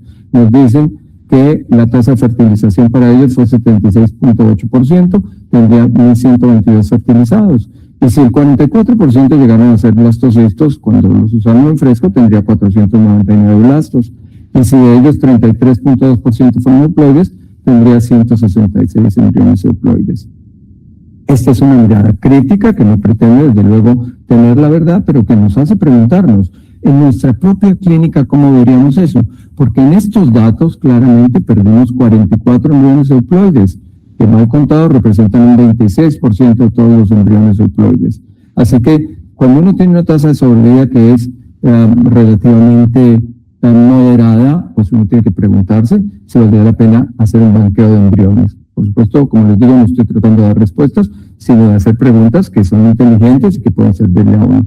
¿Cómo es para nosotros la misma situación? Bueno, nosotros tenemos una tasa de supervivencia del 96% en banqueo, que es similar a la que tenemos en congelación de óvulos en donación. Sin embargo, la tasa de blastulación, ustedes ven que tiene una diferencia muy importante. Nuestra tasa de blastulación en banqueo es bastante buena. Se acerca al 50%, pero sin embargo, por ejemplo, cuando miramos donantes puede ser hasta el 70%. Cuando uno mira la población general de Reprotec, pues está alrededor de un 54%. Y si uno calcula qué le hace perder eso, cuántos blastos va a perder, uno va a tener una respuesta sobre si vale la pena vitrificar óvulos para acumularlos o no. Finalmente, lo que tiene que ver con el Duostin. Esto es, ya me lo presentó Rubén, como nos planteó el doctor Ubaldi y ahora el doctor Alberto Ereli, con quien tuve la posibilidad de discutir el tema ahora en Belgrado hace unos 2 meses, como nos lo presentan con una serie de ventajas. Usar el Duostin incrementa el número de óvulos. Pues por supuesto, 2 estimulaciones dan más óvulos que una. Aumenta el número de óvulos por un aumento en la fase lútea. En los primeros trabajos se vieron eso, pero luego no ha sido posible que lo refrenden otros grupos, como vamos a ver ahora. Un posible flare-up del primer trigger, probablemente no. Reducción de tiempo hasta un embrión euploide, sí, si uno hace las 2 estimulaciones en un periodo más corto de tiempo, podría tener una ventaja. Y disminución del dropout, bueno, esto es patético porque los estudios lo que hacen es, al que van a hacer los 2 tiempos, le dicen que vamos a hacer 2 estimulaciones, y al que le van a hacer, no le van a hacer 2 tiempos, le dicen vamos a hacer una estimulación, y luego cuando le dicen ¿quieres hacer otra? Hay muchos pacientes que no van a querer, pero porque no estuvieron enfrentados desde el principio a la posibilidad de tener 2 estimulaciones. Hay 4 estudios que han comparado, 4 estudios prospectivos aleatorizados controlados que han comparado el Duostin con otras formas de estimulación. 2 de ellos, Duostin versus una sola estimulación. Cuando vemos aquí el número total de óvulos, el Duostin no mostró en estos estudios producir más óvulos que una sola estimulación. Y mostró, de hecho, en uno de los estudios, el Duostin produce menos óvulos que 2 estimulaciones. Aquí lo comparan con una estimulación, aquí con 2. Y en la tasa de recién nacidos vivos no mostró diferencias. Desde luego, hay algunos problemas metodológicos que uno podría endilgarle a estos estudios, pero son estudios prospectivos aleatorizados controlados. Entonces el doctor Bayari dice, no están hechos como nosotros queremos. Y lo que nosotros le dijimos fue, bueno, ¿y dónde está todo estudio prospectivo aleatorizado controlado? Ellos no lo tienen. Solo tienen estudios observacionales. ¿Qué podría uno pensar que puede afectar en el Duostin y no en 2 estimulaciones separadas? Lo más obvio es que ellos insisten en que para poder hacer Duostin, ellos utilizan un trigger con agonista. Este estudio reciente, un metaanálisis, nos muestra que cuando miramos el trigger dual versus el trigger con agonista nos da más óvulos. Y aquí, nuevamente, desde el trigger dual nos da más óvulos que el trigger con agonista. Ese puede ser uno de los problemas principales de estos estudios prospectivos aleatorizados controlados. Así que uno dice, bueno, si hago 2 estimulaciones, si uso mi trigger dual, o un trigger con HCG para tratar de tener más óvulos. ¿Qué es lo que pierdo? Entonces dicen, bueno, lo que pierdes es el tiempo. Bien, ¿por qué? Pues porque se requiere menos tiempo, dejamos solo 5 días. Entonces, esto que tenemos. A nosotros no nos gusta hacer un trigger con agonista en una paciente con una respuesta baja, porque cada óvulo que perdamos nos va a costar mucho. ¿Qué hacemos nosotros? Un esquema igualito al que hace el doctor Ubaldi, pero hacemos nuestro trigger dual. Por supuesto, con el trigger dual vamos a encontrar cantidades de cuerpos lúteos que se perpetúan. ¿Qué hacemos entonces nosotros? Utilizamos antagonistas de GNRH en el periodo posterior a la punción. Utilizando un antagonista en un periodo entre 6 y 12 días vamos a tener una menstruación y allí volvemos a comenzar una nueva estimulación, un nuevo ciclo, y lo que tenemos es que utilizando los antagonistas, más del 50% de los pacientes, aquí ven en este estudio 45% de los pacientes tuvieron su nueva menstruación en menos de una semana. En estudios más recientes, en una revisión de Juan García Velasco y Alberto Bayarelli, ellos dicen, bueno, 2 estimulaciones convencionales pueden ser como iguales a un Dostin, pero la verdad es que lo que perdemos es el tiempo que se demora uno entre hacer una estimulación y hacer la siguiente. Bueno, con este esquema no perdemos el tiempo porque el tiempo adicional podría oscilar entre 1 y 7 días. Y la tasa de dropout de esos pacientes, cuando uno les dice desde el principio que van a necesitar 2 estimulaciones, es prácticamente 0.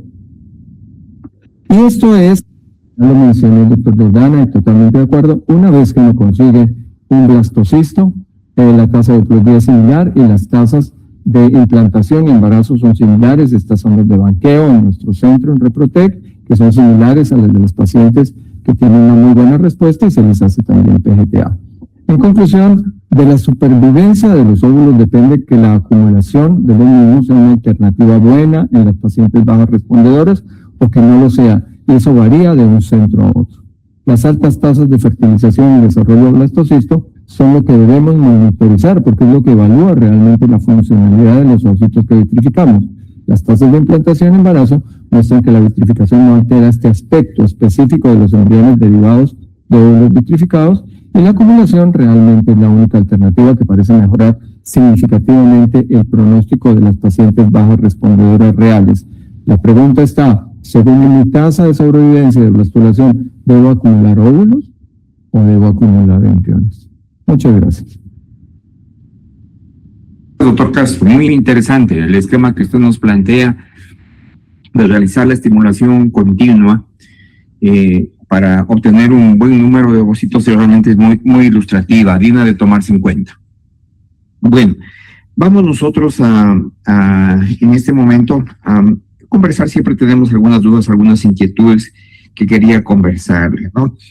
En primer lugar, quería al doctor Jordana preguntarle sobre la utilización de Biomagenta en estas pacientes y igualmente que nos dé una visión de cómo está la legislación en este aspecto en Argentina.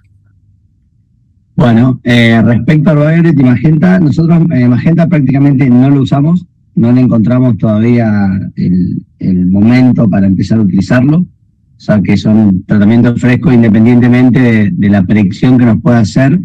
La paciente va a avanzar, entonces poco podemos hacer respecto a qué decirle o a qué aconsejar. Sí es verdad que si la concordancia entre lo que arroja Magenta y lo que vemos en el laboratorio, sobre todo en los casos que va mal, sería una herramienta que tendríamos para mostrar e intentar justificar desde esa imagen.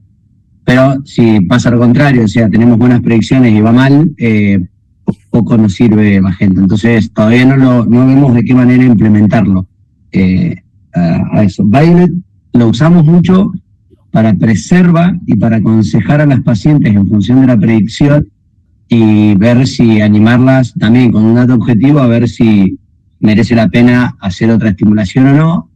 Y recientemente estoy intentando dentro de la clínica, hemos hablado de hacerlo en pacientes que hacen acumulación, también como para ver si esa estimación nos sirve como para decir, che, la verdad que toda la calidad de los ovocitos es mala, por más que acumulemos, lo que acumulemos no nos va a servir, o que las predicciones son muy buenas, podemos quizás arriesgarnos a cortar las estimulaciones antes y hacer menos ciclos.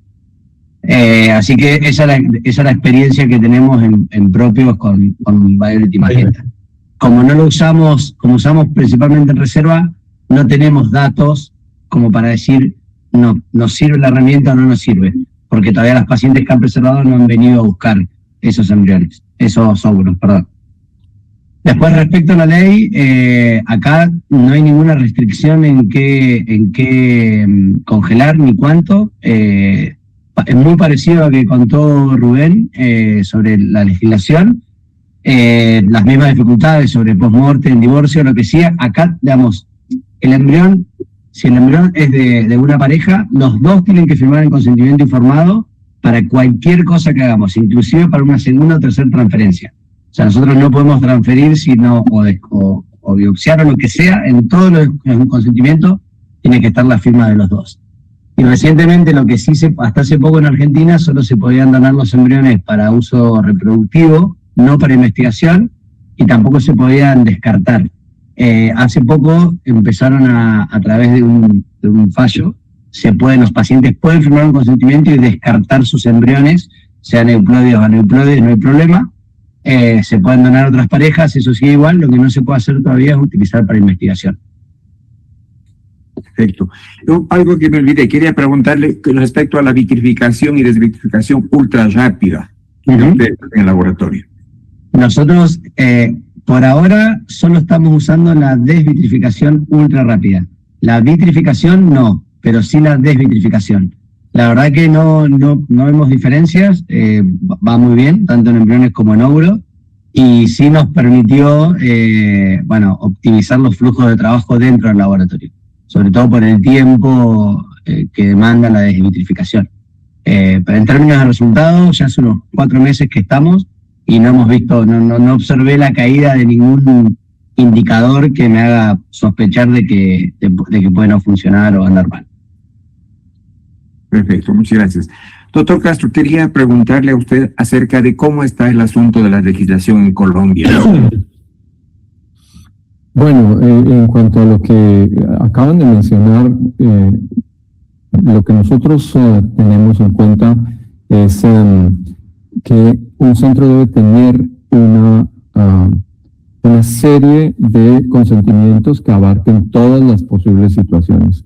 Entonces, como lo acaba de mencionar el doctor Jordana, nosotros tenemos consentimientos que prevén lo que se va a hacer en forma inmediata y prevén lo que puede pasar. Entonces, en el consentimiento, la pareja no solamente firma, los dos miembros de la pareja, sino que escogen algunas alternativas. En caso de faltar uno de los miembros de la pareja, el otro puede decidir qué hacer con los embriones o no. En caso de divorcio, se puede preestablecer qué desean hacer con los embriones. En caso de que uno de los dos miembros de la pareja desee descartar los embriones y el otro no, ¿qué se debe hacer? Eso yo creo que es lo más importante que uno puede tener. De verdad que nunca exista un conflicto, pues porque las personas se han comprometido a una situación actual, que es la formación de unos embriones que pertenecen a los dos y los posibles eventos posteriores, los cuales pueden anticipar de una vez qué desean que se pueda hacer en el futuro. Respecto a la posibilidad de descartar los embriones, en Colombia no existe ninguna prohibición para ello. Los embriones pertenecen a la pareja que los formó, ellos pueden decidir si desean usarlos, si desean ponérselos, si desean desecharlos o si desean intentar donarlos para otras parejas. Para investigación no hay una ley específica que lo prohíba, pero yo creo que hay una autorregulación clara de los centros en el sentido de que no se están usando embriones para investigación. No sé si hay algún otro aspecto que quiera que toquemos específicamente. Sí, tengo una pregunta que nos dice Nancy Ángeles, que nos envía. Gracias por la pregunta, dice. ¿Tienen experiencia con el OMBA? Me imagino que es respecto a lo que estamos hablando de realizar un banking.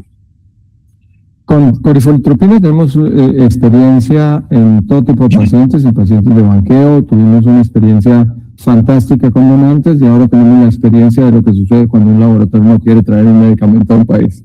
así que ahora no lo tenemos y lo añoramos mucho. Es una forma muy buena de trabajar, especialmente, como decía, en el caso de las donantes y en el caso de las pacientes con una baja respuesta. Uno tiene la ventaja ideal de que uno de los posibles riesgos de la corifenitropina es que uno pueda tener una respuesta excesiva. Eso puede pasar en algunos donantes si uno es cuidadoso, y por supuesto en las pacientes que mencionamos para el tipo de tratamientos que mencionamos hoy, no existe ese riesgo. Entonces la corifenitropina sería un elemento muy útil. Estudios pues existen múltiples, sobre todo hechos en la Universidad Libre de Bruselas, liderados inicialmente por Estraftos Kolivianakis y posteriormente por Nicolaos Polizos, y la experiencia es excelente en general, y para nosotros lo fue también cuando lo tuvimos. Doctor Trapango, ¿alguna observación al respecto, alguna consideración? Bueno, en México no existió como tal ese medicamento. Había uno que se llamaba Lirixtim, que es lo mismo, es la corifenitropina alfa, pero no sé qué pasó. Tiene como 10, 12, 13 años que se anunció que se iba a comercializar, y no duró, yo creo que ni 1 año, 2 años, y lo retiraron. Entonces, pues sí, prácticamente no lo pudimos llegar a implementar. Pero pues no sé por qué, pero sí hubo esa iniciativa de traer el medicamento con ese nombre a México. Perfecto. Santiago, ¿tiene usted en Argentina, tienen experiencia con el uso del OMA? Mira, el OMA, yo viste que soy más de laboratorio y no domino tanto como los médicos que presenten el tema de la estimulación, pero sí recuerdo hace muchos años se empezó a usar para las donantes y no tuvimos buenos resultados. Así que lo detectamos pronto y automáticamente dejaron de usarlo y volvimos a recuperar nuestros resultados que teníamos. Así que no tuvo una buena experiencia la clínica con el OMA. Bien. Aquí hay una pregunta que creo que podemos interpretarla de manera general, dice. Estos datos de fecundación presentados son con semen fresco. ¿Se modificaría si se usa semen congelado? Eso que es una explicación general que podríamos darle. Yo seleccioné pacientes con semen normal y fresco, como para unificar esa variable. Me pareció súper interesante, Eduardo, cómo la vuelta que le diste a los datos, estuvo muy bueno. Y una pequeña aclaración: si pudiéramos elegir, elijo toda la vida hacer acuembrio, no acumulación de ovocitos. Lo que pasa es que en Argentina la mayoría de los tratamientos están cubiertos por la obra social y si yo hago una estimulación y genero embriones, hasta que no me transfiera todos los embriones de ese ciclo, no puedo usar un nuevo tratamiento de la obra social. Entonces, lo que se hace de uso de costumbre es cobrar un poco más económica la acumulación de ovocitos para que la paciente pueda pagarlo en forma privada, y una vez que acumuló los óvulos, recién ahí pueden usar los óvulos para hacer el ICSI. Entonces, por eso nos inclinamos hacia la estrategia de acumulación de óvulos. Ahora, yo puse un ejemplo de pacientes privadas, pero las pacientes que pagan privados los tratamientos, la primera opción es acumular embriones, para justamente por el punto exacto que diste de la sobrevida de ovocitos vitrificados. Pero me encantó esa vuelta que le diste para tratarlo de esa manera.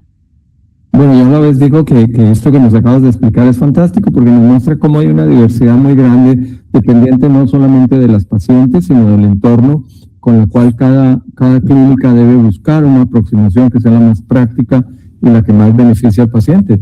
Exacto. Yo tengo aquí tenemos una pregunta que dice: saludos, gracias por la charla. Dice, en el doble Tiger, ¿usan tritorelina más HCG o recomiendan tritorelina más Ovidrel? Bueno, es lo mismo, ¿no? Eso me entiendo, Eduardo, si podríamos dar una Bueno, nosotros venimos usando doble trigger por un tiempo, digamos, ya prolongado. Hay múltiples estudios que muestran que puede tener ventajas, especialmente en pacientes con baja respuesta, aunque hay un estudio prospectivo aleatorizado controlado en normorespondedoras del grupo de Orvieto, que muestra que puede tener ventajas aún en normorespondedoras. Nosotros utilizamos la triptorelina y utilizamos la HCG en forma indiferente, puede ser el Ovidrel, 5.000 unidades de Coriamón, de HCG urinaria, digamos, o 10.000 unidades de HCG urinaria, dependiendo un poco del riesgo que pueda tener la paciente, ¿no? Si tenemos una paciente que tenga 15, 16, 17 folículos, empezamos a moderar claramente la dosis de HCG. Si tenemos una paciente como las que habíamos mencionado, de pronto con 3 o 4 folículos, no tenemos ningún inconveniente en poner 10.000 unidades de HCG. En cuanto a la agonista, bueno, se puede utilizar cualquiera, el acetato de leuprolide, y lo utilizan entre 1 y 2 miligramos, pero específicamente con lo que mencionaste en la pregunta, que es la triptorelina, hay un estudio importante de la Universidad de Atenas que muestra que uno puede utilizar 0.1, 0.2, 0.4 miligramos de triptorelina y funciona muy bien con esas dosis diferentes. Claro. Bien, muchas gracias. Ha sido muy ilustrativa su intervención, nos ha ilustrado bastantísimo. Quería hacerles una pregunta a ustedes. ¿Qué hormonas son las que solicitan antes de empezar el tratamiento, durante la estimulación en este tipo de pacientes de baja respuesta, en los ciclos que hace? Doctor Trapanco. Bueno, considerando que son pobres respondedoras, generalmente basal, o sea, es decir, inicialmente, y eso ya lo hemos discutido con los diferentes colegas, hay quien no le pide gran cantidad de las hormonas, pero yo creo que sí es importante medir las gonadotropinas, específicamente FSH, que no es algo que se suele medir tan rutinariamente, o al menos he escuchado que no lo miden rutinariamente, y la LH, porque en muchas ocasiones estas pacientes ya desde temprano momento de la fase folicular tienen altas concentraciones de FSH o incluso hacemos el ultrasonido, el seguimiento de nuestras pacientes y ya tienen folículos de 9, 10, o sea, ya están un poquito como avanzada el ciclo de las pacientes. Entonces sí solemos medir las gonadotropinas, FSH, LH, estradiol y progesterona en la primera etapa. Casi a todas estas pacientes, por lo mismo, les suelo dar algún priming, generalmente con valerato estradiol, para tratar de suprimir un poquito esas gonadotropinas y poder iniciar la estimulación pues con las gonadotropinas basales.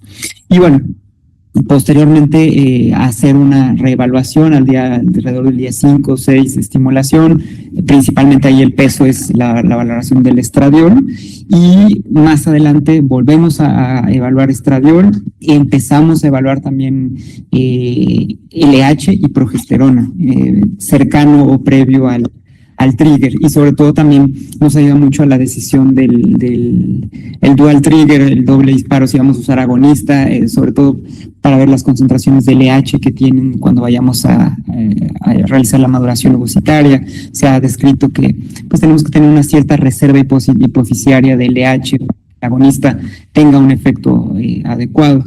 Y bueno, en general durante el proceso, al menos hasta el trigger, es como lo solemos medir nosotros. Bien. Doctor Castro, ¿cómo se maneja usted en la parte de el monitoreo hormonal? Es muy ilustrativo para el auditorio. Pienso que es una parte que nos ilustra mucho a los que estamos en esta área.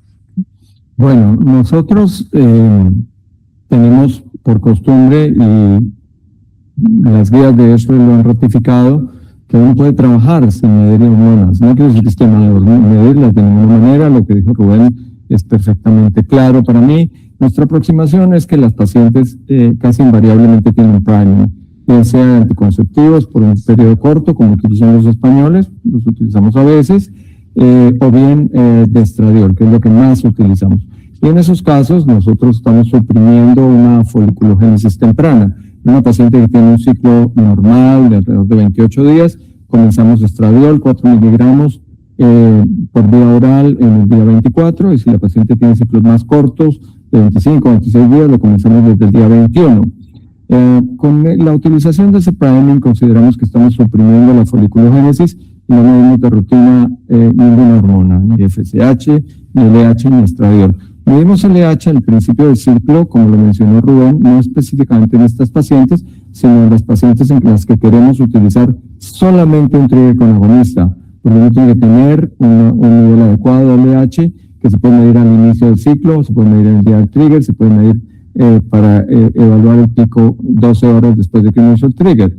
Pero si uno no evalúa a esas pacientes, puede tener pacientes con una LH muy baja que no le respondan al agonista cuando va a utilizar solamente trigger con agonista. En la paciente estándar no medimos estradiol en el día 6 de estimulación, sino en los casos en que encontramos una ecografía que realmente no cuadra con lo que estamos haciendo en la estimulación de la paciente. De rutina medimos progesterona cuando pensamos hacer una transferencia en fresco. Esas son las hormonas que medimos, que son muy pocas. Perfecto. Doctor López, ¿qué opinión tiene al respecto? Sí, bueno, nosotros, igual que como el doctor Castro, pues no, en nuestro medio no medimos hormonas. En la paciente estándar hacemos un seguimiento ecográfico. Nos guiamos básicamente por el alcance del folículo. Hacemos el priming con anticonceptivos, sí, para tratar de tener una foliculogénesis más sincrónica, digamos, y nos manejamos de esa forma, gatillamos con agonista, ¿sí? sin haber medido a veces LH, y hemos tenido muy buenos resultados. Donde yo me informé, pues se demostró que no hay una diferencia significativa entre el uso de una hormona recombinante con una urinaria, y las mezclaban, utilizaban el OMBA, un montón de cosas, y el resultado al final pues era el mismo. Nosotros en nuestro medio, en el caso de bajas respondedoras, una paciente que tiene muy poco acceso en la parte económica para un ciclo de reproducción humana, no puede intentar, muchas veces no va a poder acumular ni ovocitos. Entonces, primamos un poco dar una solución al problema en un solo intento, ¿no? Echar mano un poco de la ovodonación, tratar de convencerla un poco, sobre todo en estos pacientes del grupo 4 que sí son un verdadero dolor de cabeza. Entonces, pienso que la opción se debería tomarla por ahí siempre. Hemos logrado tremendos resultados, compartimos videos con los pacientes en donde hablan un poco de la epigenética, porque la paciente tiene ese miedo, ¿no? Siempre, no es mío, no me corresponde, lo voy a mirar como no propio. Entonces, no es del todo así. Y cuando la paciente ya se embaraza, tenemos un montón de pacientes que vienen de otros centros con esta problemática y a la final terminan convenciéndose de la ovodonación, y de esa manera pues tratamos de ir poniendo una solución. En nuestro medio, que es precario en parte de hormonas, de acceso a un tratamiento de este tipo, pienso que es una buena alternativa. Lo que dice, estamos hablando del Ecuador, de nuestro medio, es totalmente cierto lo que dice Pavel. A nosotros lo prioritario en la consulta es indicarle a la paciente en la primera consulta qué le vamos a realizar. Tenemos que alinear nosotros las necesidades de la paciente con la estrategia que vamos a utilizar. Para nosotros es muy importante el contaje de los óvulos. Indicarle, mire, ¿cuántos tiene? Los que nos van a servir son los que tienen 5, 6, 7 milímetros, no los que tienen 3, 4, los que tienen 1, 2. Entonces nosotros en el Ecuador, como dice el doctor López, tratamos siempre en un primer tiempo de resolverlo. Es muy difícil que nuestros pacientes acumulen, podamos hacer unos 2 o 3 acumulaciones, 2 o 3 estimulaciones para conseguir un blastocisto que nos dé, que tenga las características de euploidía. Por ejemplo, de las conversaciones que todos han tenido, imagínense que nosotros en una paciente de 36 años, de 35 años necesitamos de 2 blastocitos, 1 euploide. Si es una paciente de 41 años, necesitamos 4 blastocitos para que uno se euploide. Entonces, en nuestro país, dadas las condiciones, y cuando le planteamos el momento, por ejemplo, de lo que nos habló Santiago, y hablar de los valores que nos mencionó Argentina, que tiene otra economía, es realmente casi imposible realizar un DGP. Entonces, nos vamos más por la clínica, y más bien nosotros a veces nos toca hasta compensar con ecografía de alto nivel para realizarle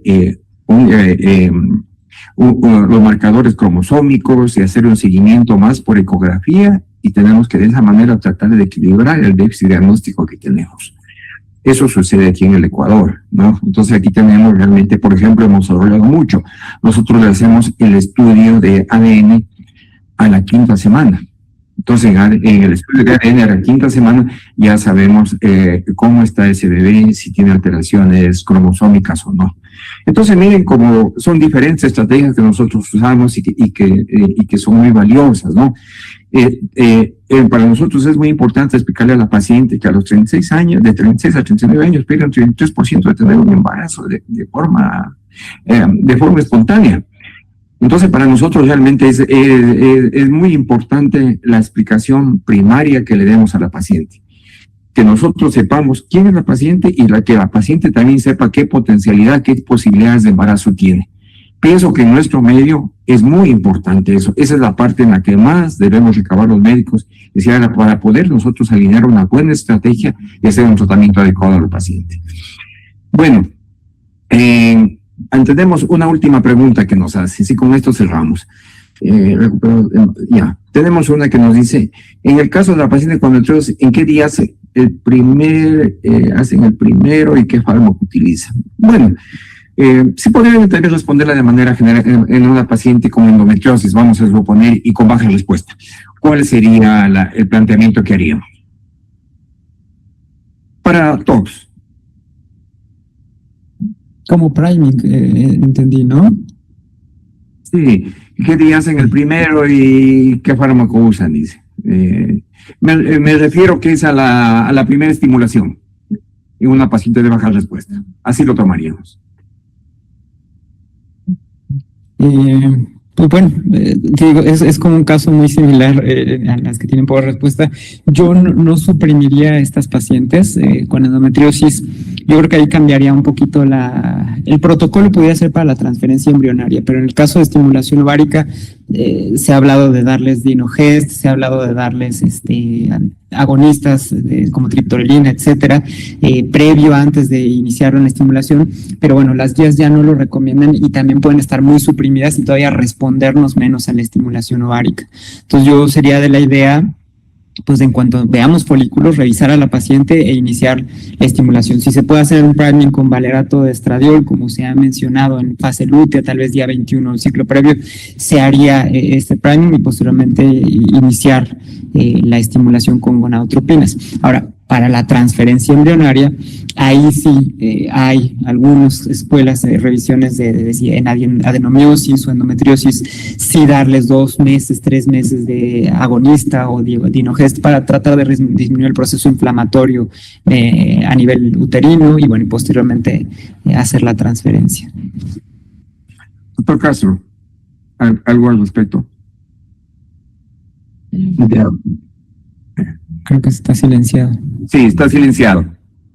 Ok, gracias. Sí, totalmente de acuerdo. Si se están refiriendo a la estimulación, hubo estudios iniciales hechos sobre todo en el IDI que sugerían la posibilidad de suprimir a las pacientes. Eso pues ya se ha estudiado de una forma muy juiciosa y no tiene ningún sentido. Uno puede hacer un tratamiento con agonistas ultra largo, corto, o uno con antagonistas, que es lo que usamos hoy, y los resultados son similares. La endometriosis no va a afectar el tipo de aproximación a la estimulación. La endometriosis, por supuesto, afecta la reserva ovárica y sobre todo la cirugía para la endometriosis afecta la reserva ovárica. Entonces, un concepto importante que uno podría tener es básicamente el hecho de que si una paciente está enfocada en realizar un tratamiento de reproducción asistida, el primer punto básico es evitar la cirugía. Entonces dicen, bueno, yo tengo un endometrioma, pero ¿cómo voy a hacer? Bueno, para eso es que nosotros nos entrenamos, para poder extraer esos óvulos sin llevar a la paciente a una cirugía que le va a perjudicar su reserva ovárica. Y la estimulación estándar, tal como mencionó Rubén, una estimulación con un priming corto, con estradiol y con gonadotropinas, exactamente que igual a todas las otras personas que tengan una respuesta limitada. Nosotros con mucha frecuencia evitamos en endometriosis, especialmente en endometriosis severas, hacer una transferencia en fresco, ya también Rubén lo mencionó, y a veces en casos de que la paciente tenga además adenomiosis, lo cual es frecuente, utilizamos medicamentos, básicamente agonistas de GnRH, por un periodo de un par de meses antes de transferirla. En casos en que la endometriosis simplemente afecte los ovarios o una endometriosis peritoneal, pues no tiene sentido suprimirla por un periodo largo. Pero especialmente endometriosis muy severas y si se acompañan de adenomiosis, puede ser muy útil hacer una supresión previa a la transferencia, ¿no? A la estimulación. Muchas gracias. Como colofón, diré solamente unas palabras. Entonces nos queda claro que no existe el esquema ideal para acumular óvulos. Existen esquemas A, B, C, D, y lo que nos interesa es saber cuál esquema, cuál protocolo tiene que acoplarse a la paciente. Eso pienso que sacamos como conclusión en general, pues bueno, y existen varias alternativas, varias opciones para lograr una adecuada estimulación y tener un buen número de óvulos. De esta manera hemos terminado este webinar agradeciéndoles a los colegas que tan gentilmente nos colaboraron, y de esa manera estamos difundiendo de una manera totalmente espontánea. A nosotros no nos auspicia ningún laboratorio farmacéutico, si bien es cierto hemos colocado la propaganda de ellos al inicio, pues porque trabajan con nosotros sin ellos no podemos realizar nuestro trabajo, pero en ningún momento recibimos ningún reconocimiento económico por eso, más es en el sentido educativo, que es algo tan importante en nuestros países. Muchas gracias por su valioso tiempo. Santiago ya está a las 11 de la noche, allá en Buenos Aires, y creo que es hora de despedirnos. Muchas gracias a todos y esperamos vernos muy pronto. Gracias. Gracias.